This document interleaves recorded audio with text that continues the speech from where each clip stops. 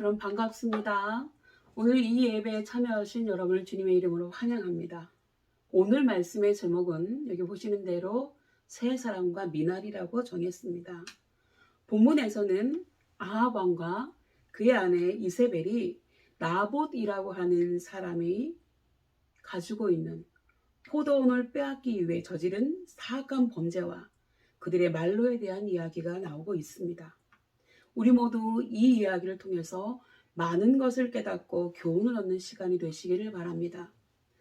오늘은 예수님께서 우리의 죄를 짊어지시고 십자가를 지시기 위해 예루살렘 성에 들어가실 때 사람들은 예수님이 이 땅의 한시적인 왕이 되어서 그들을 구해주기를 바라며 왕이 전쟁에서 승리하고 돌아올 때 흔들던 종려나무 가지를 흔들었던 것을 기념하는 종려주일입니다.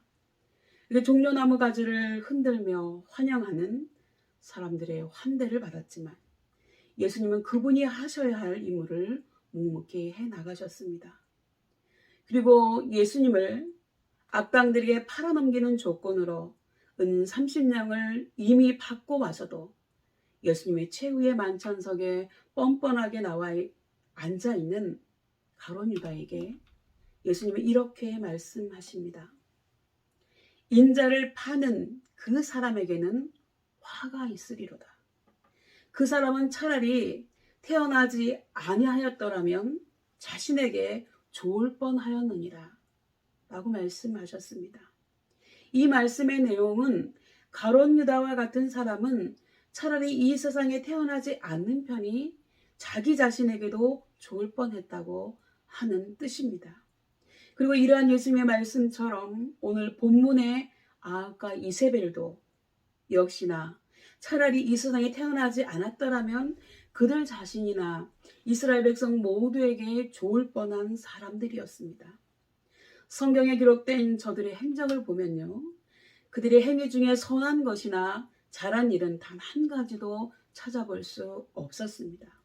그들은 죽는 날까지 정말 나쁘고 악랄한 짓만 하다가 세상을 떠났습니다. 오늘 본문에는 아합이 사는 이스라엘 왕궁 곁에 나봇이라고 하는 사람의 포도원에 대한 이야기가 나옵니다. 그런데 아합 왕은 그 포도밭이 탐이 났습니다. 그리고 그 이유는요, 자신의 먹거리를 키우기 위해서였다고 하는 것입니다. 그래서 아합은 나봇에게 네가 이 포도원을 내게 주면 돈으로 보상해 주던지 아니면 더 좋은 포도원을 주겠다는 제안을 합니다. 그러나 예상외로 일생일대의 행운과도 같은 아합의 제안을 나봇은 정중하게 거절을 합니다. 그리고 그 이유는 3절 말씀에 나와 있는 대로 내 조상의 유산을 왕에게 주기를 여호와께서 금하실지로다 라고 대답을 합니다. 다시 말하면 이 포도원은 내가 선조들로부터 물려받은 것이기도 하고 하나님도 그것을 허락하지 않으실 것이라는 겁니다. 여호수아가 가나안 땅 정복을 마친 후에 이스라엘 백성들은 제비뽑기로 땅을 분배받았습니다. 그리고 이스라엘 사람들이 무엇을 결정할 때 제비뽑기를 하는 것은 하나님의 뜻을 전적으로 따르겠다고 하는 의지를 담고 있는 것입니다. 그렇기 때문에 이 포도밭을 내 마음대로 팔 수 없다고 설명하고 있는 것입니다. 하나님 선조들이 물려준 유업, 이 기업은 팔지 말고 후손들에게 물려주도록 아예 율법으로 규정해 놓으셨습니다. 또한 설령 피치 못할 사정으로 조상들이 물려준 땅을 팔았을 경우에도 50년 만에 돌아오는 희년이 되면 땅의 소유권을 본래의 주인에게 돌려주도록 되어 있습니다. 희년이 돌아오면 땅도 쉬게 하고 빚도 면제해주고 종들을 해방시켜야 했지요. 정말로 좋은 제도 아닙니까? 이것은 가난하고 힘없는 약자들을 배려하여 그들에게 자유와 해방을 주도록 하나님께서 법과 제도로 규정해 놓으신 것입니다. 우리나라도 이런 법이 있으면 가난에 대물림이 없을 것 같아요. 이렇게 하신 이유는요. 땅이 없으면 농사를 지을 수 없기 때문에 먹고 살 수 있는 땅은 팔지 말고 가지고 있도록 하게 하기 위한 하나님의 배려였다고 하는 것입니다. 그리고 아합 왕도 이스라엘 사람이기 때문에 이 법을 잘 알고 있었습니다. 그러니 나봇에게 압력을 행사할 수도 없고, 그래서 이 문제로 근심하며 답답해서 침상에 누워서 식사도 하지 않았다고 했습니다. 일국의 왕이 백성의 사유재산을 탐내는 것도 문제이지만요. 그것을 내 것으로 만들지 못해서 식음을 전폐하고 침상에 누워있는 이런 수준의 인간이 이스라엘 왕이 되었으니 나라의 정의와 공정이 바로 설 수 있었겠습니까, 여러분? 그리고 본문에 답답하다라고 하는 단어는 원문으로 보면 화가 났다는 거예요. 이세벨은 이렇게 누워있는 아합에게 무슨 고민거리가 있길래 그렇게 식사도 하지 않고 누워만 있느냐고 아이를 달래듯이 이렇게 물어봅니다. 그러자 아합은 아내 이세벨에게 그의 고민을 모두 털어놓았습니다. 부부관계는 좋았던 것 같아요. 그러자 이세벨은 아합에게 당신이 정말 이스라엘 왕이 맞느냐? 그 정도의 문제를 가지고 고민해서 되겠느냐? 내가 다 알아서 해결하고 당신에게 나봇이 가지고 있는 포도원을 줄 테니까 아무 걱정하지 말라고 했습니다. 대단한 여자예요. 그렇다면 아합은 왜 자기가 왕임에도 불구하고 자기 아내 이세벨에게 이러한 사실을 말했을까요? 그것은 아합이라고 하는 사람은 명분을 중요하게 생각하는 사람이기 때문에 그렇습니다. 다시 말하면 다른 사람이 나를 어떻게 볼까에 많은 신경을 쓰는 사람이었기 때문에 왕이 선량한 백성의 땅을 강제로 빼앗았다는 소리를 들어서 자기의 체면을 구기고 싶지 않아서 자기가 직접 하지 않고 성질이 급한 자기 마누라에게 이 일을 말해서 알아서 행동하도록 머리를 썼다고 하는 것입니다. 여러분, 그렇다면 하나님께서 아합이 이러한 잔머리 굴리는 것을 모르셨을까요? 참으로 어리석은 사람이에요. 이제부터 잔머리의 대가인 남편의 의도대로 이세벨이 어떻게 행동했는가를 한번 살펴보도록 하겠습니다. 이세벨은요, 첫 번째, 나봇의 포도원을 빼앗기 위해서 짐승만도 못한 짓을 서슴지 않았습니다. 여러분, 동물의 세계를 보면 아무리 포악한 맹수라고 하더라도 배가 부르면 남의 먹이를 탐내거나 빼앗지 않습니다.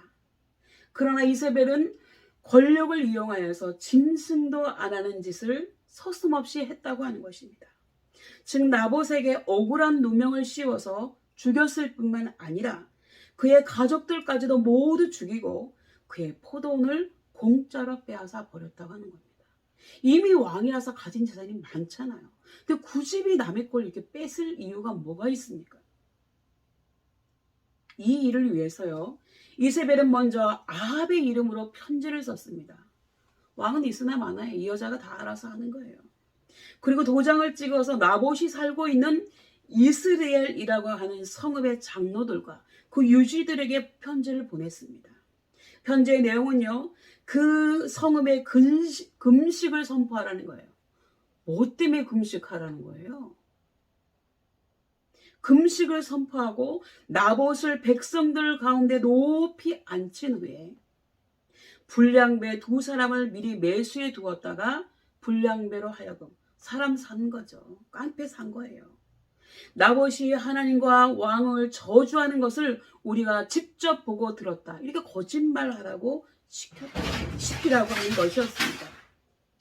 그리고는 나봇을 성 밖으로 끌고 나가서 돌로 쳐 죽이라는 것이었지요. 하나님과 왕을 저주한 것은 사형에 해당하는 것이 그 당시 법이었습니다. 그러나 아무 잘못이 없는 나봇에게 그가 가진 포도원을 빼앗기 위해 억울한 누명을 씌운 것이지요.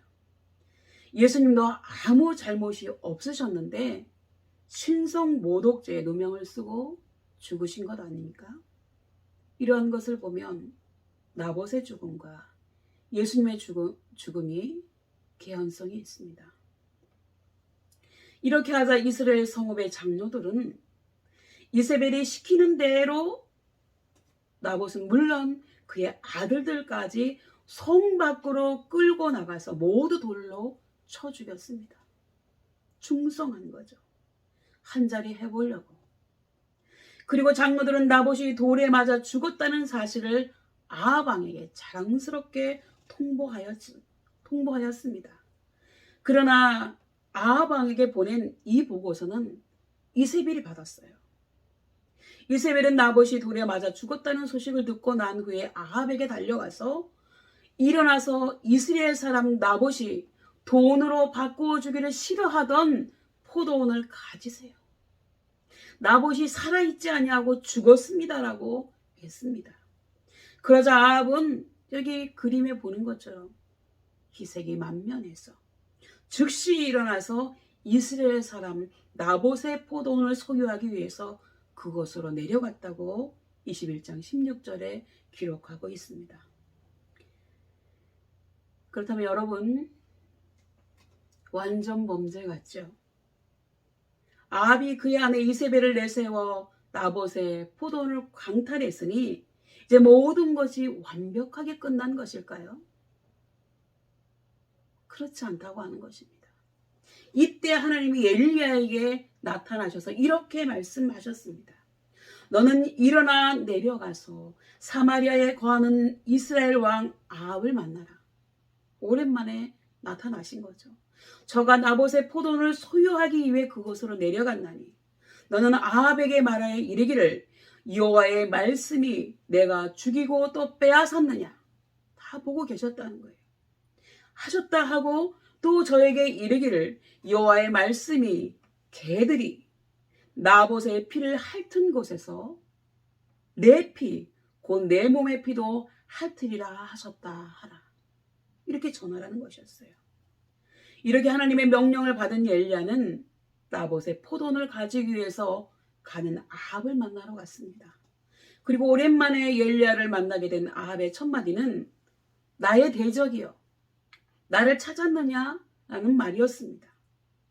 아합의 이 한마디 말 속에는 지은 죄를 감추려고 애써 태어난 척하는 가면과 지은 죄를 들킨 기분의 좌절감과 적개심이 뒤섞여 있는 말일 것입니다. 그리고 이번엔 또 내게 무슨 말을 하려고 나타났냐, 재수 없는 이 하나님의 종아, 이렇게 얘기하는 거죠. 당황한 기색도 드러냈을 것입니다. 그러나 엘리야는 지체 없이 그래 내가 온 것은 하나님이 바로 너에게 전하라고 하신 말씀이 있어서 왔으니 너는 하나님의 말씀을 들을지어다 라며 하나님의 말씀을 가감없이 그대로 전했습니다. 이렇게 하나님의 말씀을 전하는 사명을 받은 사람은 어떤 자리에서든지 누구 앞에서든지 하나님의 말씀을 가감없이 그대로 전해야 한다고 하는 사실을 선지자 엘리야가 보여준 것입니다. 여러분, 그렇다면 이 예언의 말씀을 들은 아합 왕의 말로는 어떻게 되었을까요? 아합은 아람, 시리아라고도 하고 수리아라고도 하는 이 아람 나라와의 전쟁에서 전사하게 됩니다. 아합 왕이 전사하게 되는 과정을 보면 이렇습니다. 길라라못이라고 하는 성읍은 원래 이스라엘의 영토였습니다. 그런데 솔로몬 왕 때 아람의 수중으로 넘어갔죠. 왜 그렇게 되었냐면 솔로몬 왕이 하나님이 주신 복을 누리면서도 이방신을 섬기고 많은 이방의 여자들 취하였기 때문에 이런 결과가 벌어졌습니다. 그러나 길르한 라못이라고 하는 곳은요, 경제적, 군사적으로 요충지였기 때문에 이스라엘과 아람 모두에게 중요한 성읍이었습니다. 그래서 아합이 이 성읍을 되찾을 기회를 노리고 있었는데 마침 이 아합이 남쪽의 여호사밧 왕하고 그 사돈 관계를 맺었어요. 이 사돈 지간이 된 남왕국의 여호사밧 왕이 아합 왕을 방문한 것이 계기가 되었습니다. 아합은 출전하기 전에 여호사밧에게 나는 변장하고 나갈 테니 사도는 왕복을 입고 싸우라고 합니다. 그렇다면 아합은 여호사밧에게 왜 이렇게 말했을까요? 그것은 자신의 죽음을 피하기 위해서였습니다. 자기가 왕복을 입고 싸우면 표적이 되잖아요. 그러니까 사도는 왕복 입고 싸우고 나는 평상복 입고 싸우겠다는 거였어요. 아합은 출전을 반대하는 선지자 미가야의 예언을 무시하고 전쟁에 참가하기로 결정은 하였지만 마음 한구석에서는 자신의 죽음을 예언한 미가야의 예언 때문에 불안했을 것입니다. 그는 미가의 예언이 어쩌면 적중될지도 모른다는 두려움이 있었을 것이고요. 그래서 혹시나 닥칠지도 모르는 죽음을 방지하기 위해서 왕복을 벗고 평민으로 가장했을 가능성이 크다고 하는 것입니다. 그러나 그렇게 해서 인간의 눈은 피할 수 있었는지는 모르지만요. 하나님의 화살은 피할 수 없었기 때문에 결국에는 비참하게 죽고 말았습니다. 이렇게 아합 왕이 아람과의 전쟁에서 죽자 그를 사마리아에 장사하고 그가 타던 병거를 사마리아 연못에 가서 씻었는데요. 그 병거에 아합이 부상으로 흘린 피를 개들이 핥았다고 했습니다. 여기 개가 등장하잖아요. 그런데 당시 그 사마리아 연못은요, 바알과 아사랴 신전에서 몸을 파는 공찬인 여사제 창기들이 목욕하는 것이었어요. 이 여사제들은요, 남자들이 제사 드리러 오면 이 남자들하고 같이 자는 그 창기와 같은 여자들이었어요. 그 여자들이 몸을 씻는 곳이었습니다. 그렇다면 성경은 이것을 통해서 우리에게 무엇을 말하고 있는 것일까요? 일국의 왕이었던 아합의 몸에서 흘린 피를 개들이 와서 핥아 먹었고 그의 피가 창기들의 몸을 씻는 물로 씻겨졌다고 하는 것은요. 아합 왕의 한평생의 생애가 개와 창기 같은 인생을 살다 갔다는 것을 상징적으로 보여주는 것은 아닐까요, 여러분? 무고한 나봇의 포도원을 강탈하기 위해 그에게 억울한 누명을 씌워서 그의 가족들까지 모두 죽이고 일생을 우상숭배와 살인과 불의와 사악함으로 가득 찬 인생을 살았으면서도 외부적으로는 잘 포장해서 착하고 선한 왕처럼 비추도록 했던 아합의 말로는 이렇게 비참하게 끝이 나고 말았다고 하는 것입니다. 여러분, 그러면 왕후 이세벨의 말로는 어떻게 되었을까요? 이세벨 역시 참혹한 최후를 맞게 됩니다. 이세벨과 아합 가문의 말로에 대한 기사가 열왕기하 9장과 10장에 상세하게 나오고 있습니다. 하나님의 말씀대로 이스라엘 왕으로 기름 부음을 받은 바 있는 예후는 아합 가문을 심판하기 위하여 구테타를 일으켜서 정권을 장악합니다. 그리고 이스라엘의 새로운 왕이 된 예후는 이스라엘 군부와 장관들의 적극적인 지지를 받았습니다. 예후는요, 아합 일가를 쓸어버리기 위해서, 숙청하기 위해서 하나님이 준비하신 심판의 칼날이라고 보면 됩니다. 예후는 먼저 아합의 아들 여호람 왕을 처형하고요. 그의 시신을 나봇의 밭에 던지고 왕후 이세벨을 죽이러 찾아갑니다. 이 소식을 들은 이세벨은 죽음을 예견하고 왕으로서의 마지막 치장을 하기 위해서 눈썹을 그렸다고 그래요. 그리고 머리를 꾸미고 화장을 하며 몸단장을 하였다는 겁니다. 대단한 여자예요, 정말 끝까지. 빈술의 소리가 요란하다는 말처럼 내면이 부실하고 허점이 많은 사람일수록 겉을 포장하고 외부적 치장에 힘쓰는 법인데 이세벨의 경우가 그랬다고 하는 것입니다. 이렇게 죽음을 코앞에 둔 최후의 순간까지 눈에 보이는 치장을 하는 한심한 이러한 이세벨에 의해서 죽임을 당한 하나님의 선지자들이 수없이 많았다고 하는 것입니다. 비록 그녀의 겉모습은 화장빨로 아름다웠을지 모르지만 그녀의 내면에 흐르는 추악함은 성경에 그녀를 최고의 악한 여자의 상징으로 남아있게 하고 있습니다. 그리고 이세벨의 시중을 들던 내시들은요, 새로운 왕인 예후가 나타나자 예후의 명령에 따라 이세벨을 창에서 내려 던짐에 그 피가 벽과 마르게까지 튀었고 예후가 그 시체를 밟았다고 했습니다.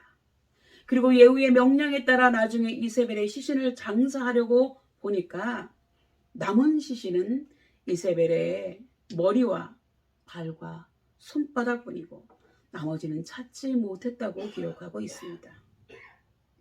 그리고 그의 아들들도 이세벨이 썼던 그 방법 그대로 죽임을 당하게 됩니다. 이세벨이 나봇을 죽이고 그의 포도원을 빼앗았을 때 썼던 그 방법 말입니다, 여러분. 이세벨이 이스라엘 성읍 장로들에게 편지를 보내어 나봇을 죽이라고 지령을 내렸던 그대로 아합의 아들들 70명을 모두 죽여서 그 머리를 광주리에 담아 내일 아침까지 성문 앞에 두 무더기로 쌓아두라고 했습니다. 그리고 예후의 명령은 그대로 지켜졌습니다. 그래서 이튿날 아침에 예후는 성문 앞에 나아가서 백성들에게 이렇게 말했습니다. 그런즉 너희는 알라 곧 여호와께서 아합의 집에 대하여 하신 말씀은 하나도 땅에 떨어지지 아니하리라. 여호와께서 그종 엘리야로 하신 말씀을 이제 이루셨도다. 여러분, 예후가 백성들에게 한 말의 내용은 무엇을 의미하나요? 아합의 가문이 완전히 멸문 가문이 된 것은 하나님의 말씀대로 이루어진 것이고 누구든지 아합과 이세벨처럼 우상 숭배하고 하나님을 거역하고 악을 행하면 이와 같이 될 것이라고 하는 것을 경고한 것입니다.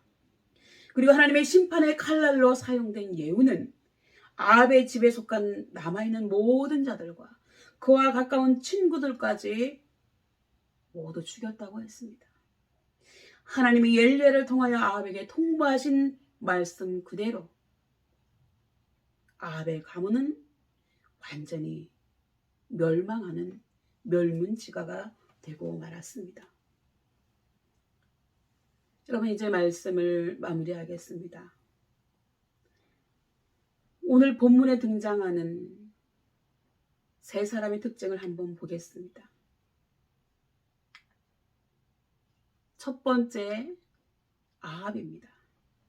아합은 사마리아 왕으로 불릴 만큼 우상 숭배에 심취해 있었으며 그럼에도 불구하고 하나님의 은혜로 아람과의 큰 전쟁에서 2번씩이나 승리하고도 하나님의 명령에 따라서 아람 왕 벤하닷을 처벌한 것이 아니고요.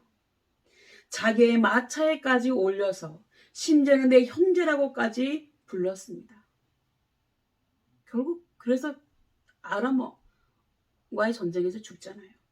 저는 아합의 다른 행동도 이해가 되지 않지만 이런 행동은 더더욱이나 이해가 되지 않습니다. 그는 도대체 누구를 가까이 하고 누구를 멀리해야 하는지를 모를 뿐더러 자기가 누구 때문에 전쟁에서 이겼는지도 전혀 감을 잡지 못하고 도리어 적국의 왕을 형제라고 칭하고 있으니 말입니다. 이러한 것을 보면 아합이라고 하는 사람은요, 보이는 사람에게는 매우 휴머니즘적인 사람이었다는 것을 볼 수 있습니다. 아내에게도 매우 인격적으로 대해 있고요. 적에게도 매우 인격적으로 대한 사람이었죠.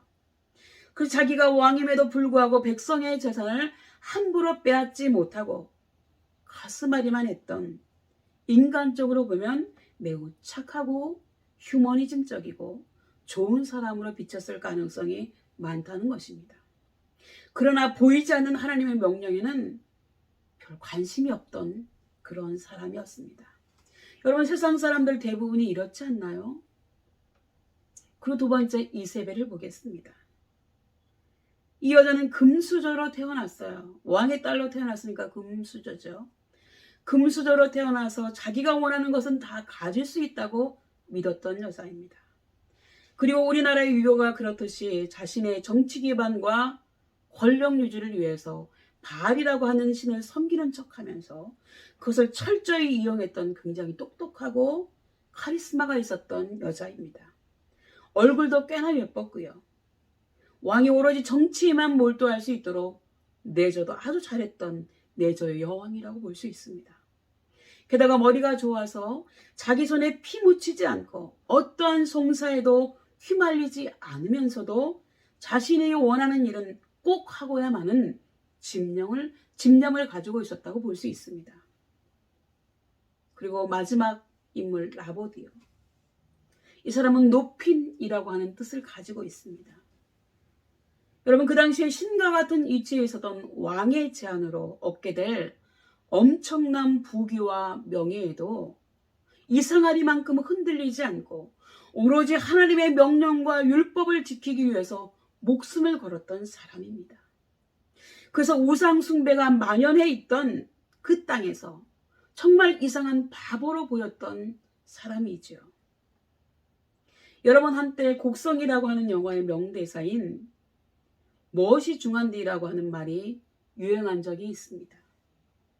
여러분의 생각에는 무엇이 중요합니까? 그리고 무엇이 진정한 행복입니까? 제가 얼마 전에 미나리라고 하는 영화를 봤습니다. 영화를 보는 관객에 따라 여러 가지 해석이 있을 수 있겠지만 저는 그 영화를 보면서 행복이란 무엇인가라는 것을 생각해 보게 되었습니다. 아메리칸 드림의 꿈을 안고 미국행을 선택했던 두 젊은 남녀가 결혼을 해서 아이를 낳고 키우면서 하루 종일 양계장에서 병아리의 성별을 가리는 일을 하다가 이렇게 계속 살다가는 더 나은 미래는 없겠다 싶어서 남편이 결단을 하고 학교도 어떤 편의시설도 없는 외딴 곳에 빅 가든을 이루기 위해서 아내와 아이들을 데리고 이사를 갑니다. 물론 이 결정은 가족 모두를 위한 것이라고 생각했기 때문에 가족들의 동의를 구할 필요는 없었지요. 그래서 남편이 빌린 이삿짐 차를 무작정 따라간 아내가 매우 했던 곳에 조리식처럼 되어 있는 집을 보고 많이 황당해하지만 남편은 모두를 위한 일이라고 생각했기 때문에 아랑곳하지 않았습니다. 아내는 남편에게 우리에게 정말 필요한 것은 이런 것이 아니라 소박하지만 할 수 있는 일을 하면서 아이들을 정상적으로 학교에 보내는 것이 아니겠느냐고 하지만 남편의 생각은 달랐다고 하는 것입니다. 그리고 낮에는 양계장에서 그리고 퇴근 후에는 자신의 채소밭을 가꾸며 살아가기 위해서 멀리 계신 외할머니도 모시고 옵니다. 그리고 정말 열심히 노력했지만 여러분, 사람 사는 게 어디 뜻대로 되던가요? 이렇게 영화에서 남편이 생각하는 행복과 아내가 생각하는 행복에는 차이가 있었습니다. 남편이 생각하는 행복이란 빅 가든을 갖는 것이었죠. 그러나 아내가 생각하는 행복이란 그냥 가족이랑 소소한 일상을 누리는 것이었어요. 그 나중에는 남편도 아내와 비슷한 생각을 가지게 됩니다. 여러분, 마찬가지입니다. 여러분, 무엇이 중요합니까? 그것은 하나님의 말씀이라고 하는 것입니다. 그리고 행복은 멀리 있는 것이 아니라 우리 가까이에 있다고 하는 것입니다. 여러분, 네잎클로버가 행운을 상징한다면 흔하디 흔한 세잎클로버는 행복을 상징한다고 하지요. 이것을 종합하면 그리스도 안에서의 진정한 행복이란 내 생각과 내 꾀를 가지고 사람을 이리저리 이용해서 높은 위치에 올라가고 그것을 누리기 위해 급급한 삶이 아니라 먼저 하나님을 내 삶의 최고의 가치에 두고 두 번째 내 주위 사람들에게 잘하고요. 그 사람들에게 그리스도의 향기를 드러내면서 소소한 일상을 감사함으로 살아가는 것 아니겠습니까?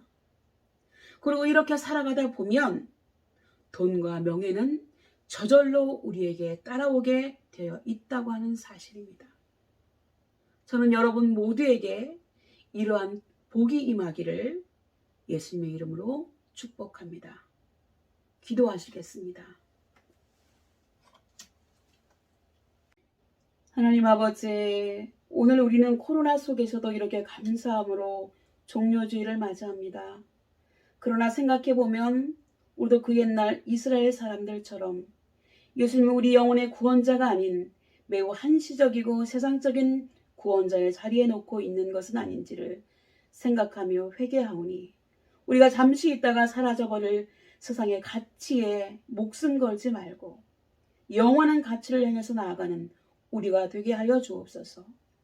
사람의 잔꾀를 부려서 늘 남을 이용하면서 이득을 취하면서도 겉으로는 착한 사람처럼 살아간다고 하더라도 그러한 모든 것을 하나님은 다 알고 계신다는 사실을 잊지 않게 하시고 우리가 늘 겸손하고 순수하여 우리를 통해 그리스도의 향기가 넘쳐나게 하옵소서. 그래 이 땅에서 악한 마귀의 세력을 몰아내고 평안하고 행복한 그리스도의 계절을 앞당기는 주인공들이 다 될 수 있도록 도와주옵소서. 감사드리옵고 나를 위해 십자가에서 피 흘리신 예수님의 이름으로 기도드리옵나이다. 아멘.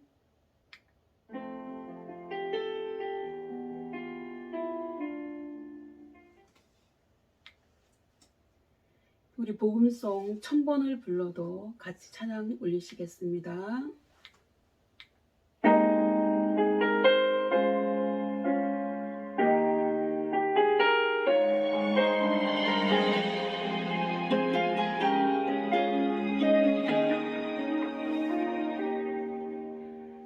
천번을 흘러봐도 내 눈에 눈물이 멈추지 않는 것은 십자가의 그 사랑.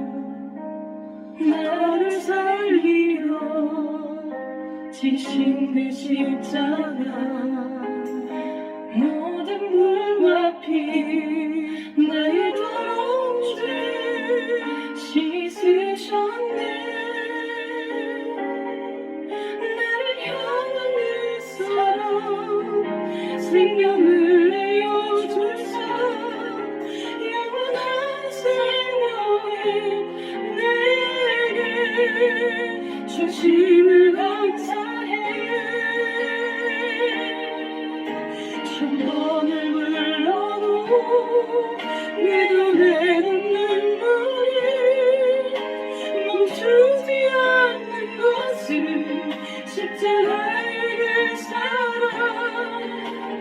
나를 살리려 하늘 보좌 버리신 나를 사랑하신 분 그분이 예수요.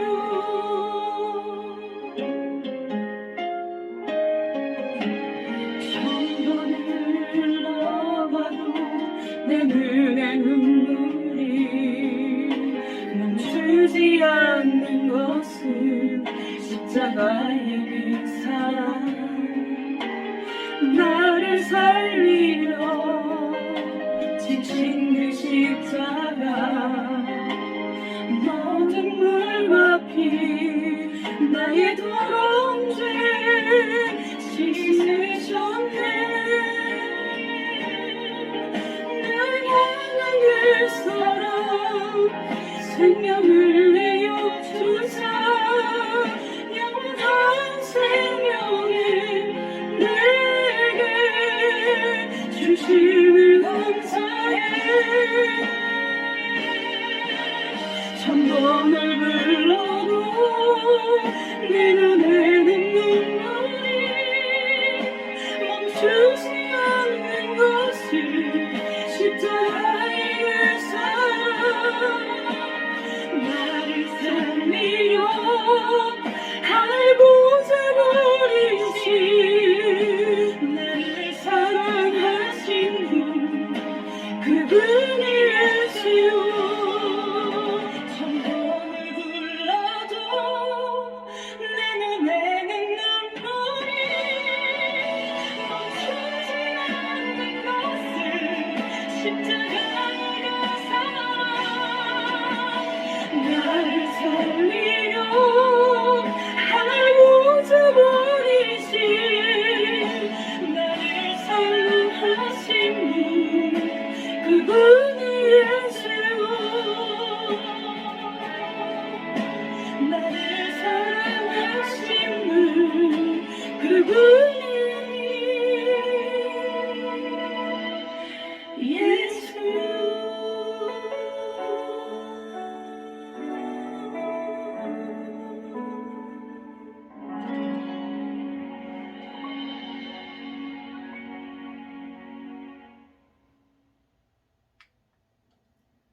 지금 헌금 시간입니다.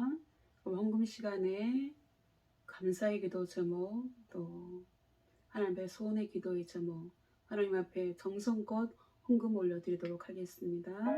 잠깐 시간을 드리도록 하겠습니다. 군종들이 헌금 바구니 들고 이렇게 다니시면 거기 내시면 되겠습니다.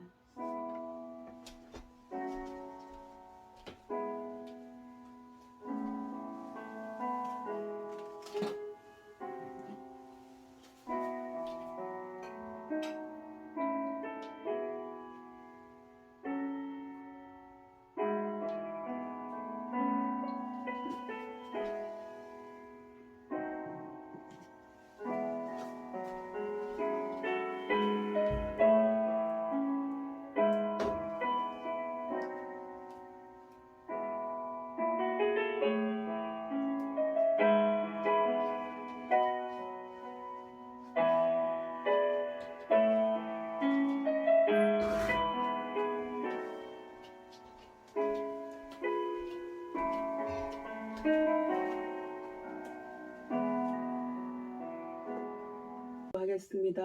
하나님 아버지, 이 시간 하나님 앞에 정성껏 예물 올려드립니다. 예물 드린 손길들 위해 주님께서 함께하여 주시옵시고, 하나님께서 이들을 만배로 축복하여 주셔서 이들의 삶이 늘 윤택하고 하나님 앞에 더 많이 드릴 수 있는 그런 조건들로 주님께서 변화시켜 주시고, 하나님 이 예물이 쓰여지는 것에 하나님 놀라운 역사가 있게 해 주옵소서. 또 하나님 아버지, 주님 앞에 감사의 기도 제목 올려드립니다. 하나님 이들의 감사를 받으시고 삶 속에서 더욱더 큰 감사가 넘쳐날 수 있도록 도와주옵소서. 또 하나님 아버지, 마음의 소원을 주님 앞에 적어서 올려드립니다. 이들의 소원이 주님 안에서 온전히 이루어지는 역사가 있게 하여 주옵소서. 하나님께서 이들을 축복하시고 함께하여 주심으로 날마다 하늘의 신령한 것과 땅에 기름진 것으로 넘치게 해 주옵소서. 감사드리고 예수님의 이름으로 기도드립니다. 아멘.